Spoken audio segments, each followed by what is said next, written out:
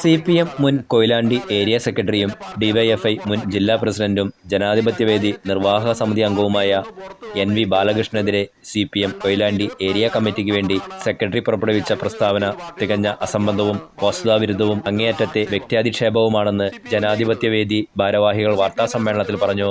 CPM വിട്ട് ഇടതു രാഷ്ട്രീയ നിലപാടുകൾ ഉയർത്തിപ്പിടിച്ച് പൊതുസമൂഹത്തിൽ നിരന്തരമായി ഇടപെട്ടുകൊണ്ടിരിക്കുകയും സാമൂഹ്യ മാധ്യമത്തിലും മാധ്യമ ചർച്ചകളിലുമെല്ലാം CPMന്റെ തെറ്റായ നയങ്ങൾക്കും വിനാശകരമായ വികസന നയങ്ങൾക്കും അധികാര ജീർണതകൾക്കുമെതിരെ നിർഭയം ശബ്ദിക്കുന്നുവെന്നതുമാണ് നിഷ്പക്ഷ താൽപര്യക്കാരെ വിളറിപിടിപ്പിച്ചുകൊണ്ടിരിക്കുന്നതെന്ന് നേതാക്കൾ പറഞ്ഞു.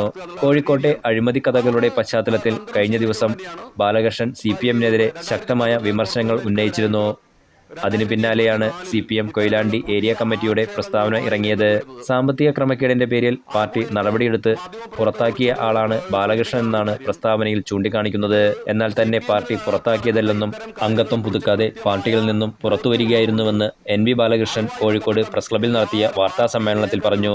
TP ചന്ദ്രശേഖരനെ വളം അഴിമതി നടത്തിയതിന് പണ്ടേ പുറത്താക്കിയതാണെന്ന് കൊലപാതകത്തിന് ശേഷം അവകാശപ്പെട്ട CPM NV ബാലകൃഷ്ണനെ 13 കൊല്ലം മുമ്പ് പുറത്താക്കിയതാണെന്ന് ഇപ്പോൾ പറയുന്നതിൽ അത്ഭുതമില്ലെന്നും അദ്ദേഹം പറഞ്ഞു.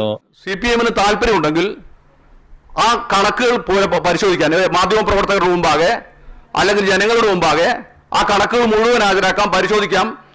ഏതെങ്കിലും തരത്തിൽ ഒരു CPMന്റെ ഒരു നയാ പൈസ വ്യക്തിപരമായി ഞാൻ സമ്പാദിച്ചിട്ടുണ്ട് എന്ന് തെളിയിക്കാൻ ഞാൻ CPMനെ വെല്ലുവിളിക്കുകയാണ്. കാരണം അങ്ങനെ ഒരു ശീലം ഇല്ല. CPMൽ ഉണ്ടായിരുന്നിടത്തോളം കാലം ഒരിക്കൽ പോലും അത്തരത്തിലൊരു ആക്ഷേപം എൻ്റെ പേരിൽ നേരിട്ടിട്ടില്ല.